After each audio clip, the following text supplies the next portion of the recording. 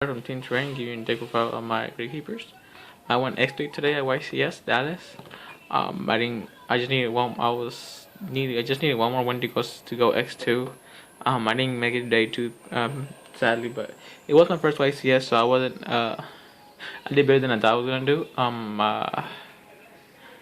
I'll talk about my matchups at the end of the deck profile. But here's the deck so far: one Gravekeeper Heretic, one Assailant, one Nobleman, one Gravekeeper Shaman, and then two Malefic Cyberian Dragons. This is really good.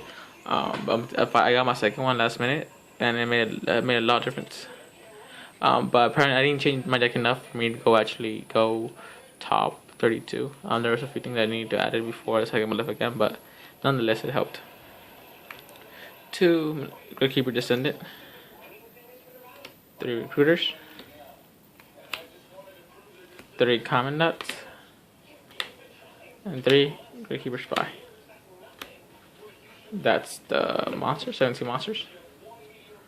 13 traps, I believe. 3 tombs. 2 dimensional prison. 2 fiendish chain. 2 dog bribe. Reason why I picked this over wire trap, as many people think, is because there's most situations where I don't have a Gravekeeper face up, and I can't activate the Imperial Necro Valley, so dog bribe is for there, so I can protect Necro Valley. Other situation is that I don't want to waste the tombs on a Shadolls future. I can just waste the bribe and save the tombs for something better. The Shadolls is better, but you know what I mean. It's 5 negations for spells and traps and 3 for monster effects. Behavior Compulse, Torrential, Warning, and Bottomless. 13 traps. Spells, 12 spells. 1 Royal Tribute, 1 Dark Hole, 1 Book of Moon, 2 Cardio Coliseum, 2 Dualities, 2 Still, and 3 Necro Valley. Reason why I cut down Duality to 2 and took out an MST. The MST should come dead. It's better if you have it 2 or 3, but I don't have the room for 2. I could take out the Cardio Coliseum or the Malefic Cyberian for it, but I feel like this is a lot better. The end result is more better than the 2 MSTs. The duality was cut down to 2 because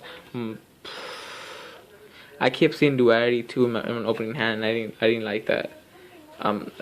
It's terrible, really, because it limits my play so much.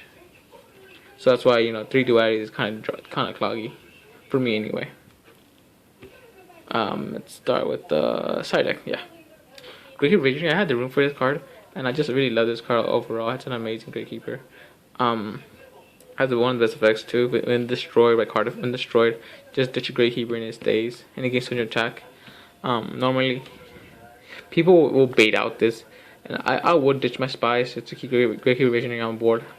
I can recycle them. It's not a big deal for me. Gravekeeper Shaman, she protects Necro Valley, and I have 1 in the main board and 1 sideboard, because this is too amazing not to be main decked, but I have 1 sided. She protects from Necro Valley and any monster effect that happens in Grave is negated, and she's real handy.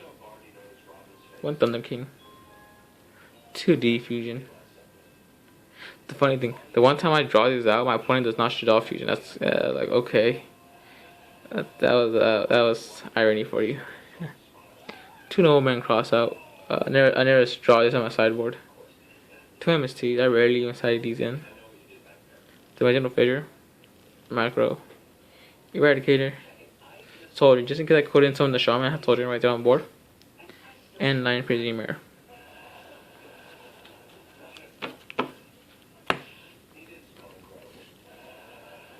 For the side deck, 3 Cyberian Dragons, 1 Wind Up, 1 Levier, 1 Acid Golem, 1 Stealthstorm Roach for the Lightsworn matchups. Comes in handy. 1 Cowboy, 1 Evil Storm Tornadoes, 1 Exoton Knight, Black Ship of Corn, Magic Key Beetle, Harlan Draco, number 85 Crazy Box, and number 101 Silent Anarch. There you go. 15 spells. 15 extra. 15 side. 12 spells. 13 traps, and 17 monsters. Totaling up to a 42 card deck. I already went X3. My matchups were 1 Burning Abyss, who I got 0-2 by.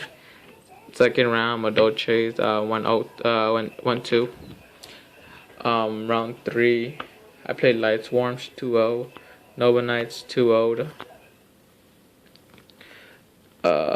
Then back-to-back Shadolls, which I went 1-1 against. I lost to round 4 Shadolls, but beat round 5